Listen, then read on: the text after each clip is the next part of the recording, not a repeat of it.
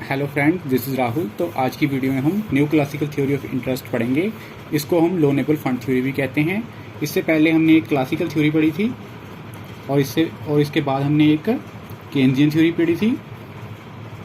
Keynesian theory, जो classical theory थी, उसमें बताया था कि जो ब्याज की दर का निर्धारण है मांग और पूर्ति की बराबरता के द्वारा होता है, और केन्ज ने भी बताया था। ये क्लासिकल इकोनॉमिस्ट ने इन्हें रियल फैक्टर लिए थे। रियल फैक्टर थे, एक थी सेविंग और एक इन्वेस्टमेंट थी। ये इसमें रियल फैक्टर थे। और केन्ज ने जो केन्ज था उसने मॉनिटरी एलिमेंट लिए थे, जो मॉनिटरी एलिमेंट लिए थे, और इसने रियल एलिमेंट लिए थे। अब इसके बाद न्यू क्लासिकल इकोनॉमिस्ट ने बताया था कि जो क्लासिकल इकोनॉमी में उन्होंने मॉनिटरी एलिमेंट को इग्नोर कर दिया और केन्ज ने रियल एलिमेंट को इग्नोर कर दिया। तो जो न्यू क्लासिकल थे, उसने दोनों को मिक्स करके अपना एक सिद्धांत बनाया है, जिसे हम new classical theory of interest कहते हैं। इसे लोनेबल फंड थ्योरी भी कहा जाता है। जो लोनेबल फंड थ्योरी है, इसके मुताबिक मुद्रा की मांग और पूर्ति के द्वारा ब्याज की दर का निर्धारण होता है।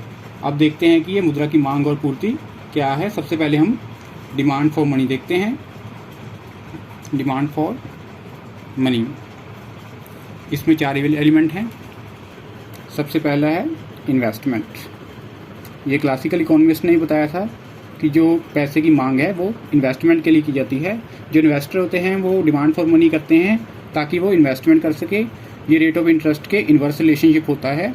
अगर रेट ऑफ इंटरेस्ट कम होता है तो इन्वेस्टमेंट के लिए डिमांड ज़्यादा की जाएगी, और अगर रेट ऑफ इंटरेस्ट ज़्यादा हो जाता है तो डिमांड फॉर मनी कम की जाएगी। मतलब इससे इसका इन्वर्स रिलेशनशिप है, और इसका जो कर्व है वो डाउनवर्ड होता है। सेकंड में जो डिमांड की जाती है वो होर्डिंग, उसे बोलते हैं होर्डिंग। हर कोई व्यक्ति अपने ब्याह, शादी, ऐसी कामों में शादी के लिए कुछ पैसा अपने पास संभाल के रखता है। इसको बोलते हैं दबा के रखना। ये पैसा होता है जो रेट ऑफ इंटरेस्ट के इन्वर्स रिलेशनशिप होता है। जब रेट ऑफ इंटरेस्ट इसकी रेट ऑफ इंटरेस्ट के साथ इन्वर्स रिलेशनशिप होता है। जब रेट ऑफ इंटरेस्ट ज़्यादा होती है तो होर्डिंग के लिए पैसा कम रखा जाता है, और जब रेट ऑफ इंटरेस्ट कम हो जाती है तो होर्डिंग के लिए पैसा ज़्यादा रखते हैं। अब थर्ड है डिस सेविंग। डिस सेविंग का मतलब है जो हमने पहले से बचत की हुई है उसमें से पैसा निकाल कर अपनी मांग को पूरा करना। जो इन्वेस्टर होते हैं, जब रेट ऑफ इंटरेस्ट ज़्यादा होती है तो वो और उधार नहीं लेते, जो अपनी पुरानी सेविंग्स बनी है उसी में से पैसा निकाल कर उससे अपनी मांग को पूरा कर लेते हैं। इसमें भी इन्वर्स रिलेशनशिप होता है। जब रेट ऑफ इंटरेस्ट ज़्यादा होती है तो मांग कम की जाती है, और रेट इंटरेस्ट जब कम हो जाती है तो मांग ज़्यादा हो जाती है।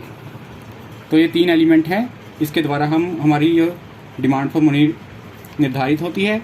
इन तीनों एलिमेंट्स को हम जोड़ लेते हैं। इन तीनों एलिमेंट्स को जब जोड़ लेंगे तो हमारी टोटल डिमांड फॉर मनी आ जाती है।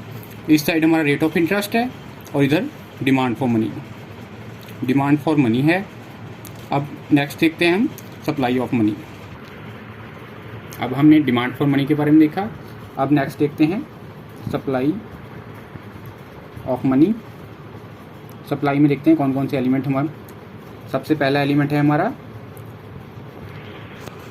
सेविंग। सबसे पहली जो सप्लाई है वो उपभोगी के द्वारा की जाती है। इसे हम क्लासिकल इकोनॉमिस्ट ने बताया था। जब रेट ऑफ इंटरेस्ट कम होती है तो कम सेविंग की जाती है, और रेट ऑफ इंटरेस्ट जब बढ़ जाती है तो सेविंग बढ़ जाती है। इस तरह इनका पॉजिटिव रिलेशनशिप होता है। मतलब रेट ऑफ इंटरेस्ट जब कम है तो सप्लाई इतनी की जाएगी, और रेट ऑफ इंटरेस्ट R1 हो जाता है तो सप्लाई बढ़ जाती है। नेक्स्ट है हमारा बैंक मनी। बैंक मनी का भी पॉजिटिव रिलेशनशिप होता है। जब रेट ऑफ इंटरेस्ट कम होती है तो बैंक कम उधार देते हैं, और जब रेट ऑफ इंटरेस्ट बढ़ जाती है तो वो ज़्यादा उधार देने लग जाते हैं। लेकिन विक्सेल ने इस बात को नहीं माना था। उसने कहा था कि बैंक मनी का इसके साथ कोई संबंध नहीं है। इसको बाद में रॉबर्टसन ने सिद्ध किया था कि जब रेट ऑफ इंटरेस्ट बढ़ जाती है तो सप्लाई बढ़ जाती है। थर्ड में हमारा आता है, नेक्स्ट है हमारा डिस होर्डिंग। डिसहोर्डिंग का मतलब है पहले से दबाई हुई मुद्रा को बाहर निकालना। जब रेट ऑफ इंटरेस्ट ज़्यादा हो जाती है तो जो लोग रहते हैं उन्होंने पहला पैसा दबाया होता है उसको निकाल कर उधार दे देते हैं ताकि वो उस पर ब्याज कमा सके। इसका भी पॉजिटिव रिलेशनशिप होता है।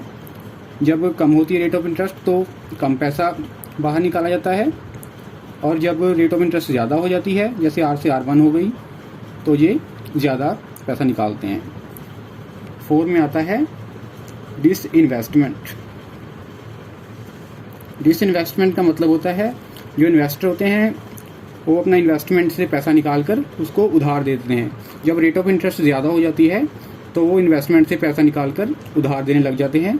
इसका भी पॉजिटिव रिलेशनशिप होता है। इस तरह हम इनको चारों को जोड़ लेते हैं। ये हमारे 4 एलिमेंट्स हैं। इन चारों को जोड़कर टोटल सप्लाई ऑफ मनी हमारे पास पॉजिटिव रिलेशनशिप आ जाता है। इस साइड है हमारी रेट ऑफ इंटरेस्ट, इधर सप्लाई ऑफ मनी। अब हम इसका रेट ऑफ इंटरेस्ट डिटरमिन करते हैं। अब हमने डिमांड और सप्लाई देख ली है। अब हम determination of rate of interest करते हैं। हमारा जो सप्लाई साइड थी उसमें पॉजिटिव रिलेशनशिप था, ये सप्लाई हो गई हमारी, और इस साइड है हमारा डिमांड, ये डिमांड है।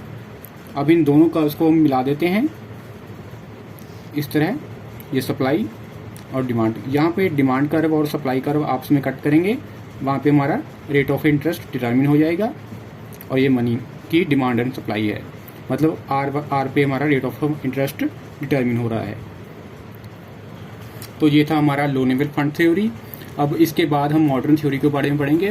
मॉडर्न इकोनॉमिस्ट ने इसकी आलोचना की है कि उसने रियल फैक्टर और जो मनी फैक्टर हैं इनको इकट्ठा कर दिया है, लेकिन इनका जोड़ नहीं हो सकता। इसलिए उन्होंने एक न्यू थ्योरी बनाई है जिसको हम मॉडर्न थ्योरी ऑफ इंटरेस्ट कहते हैं। इसको हम अगली वीडियो में देखेंगे। Thanks for watching.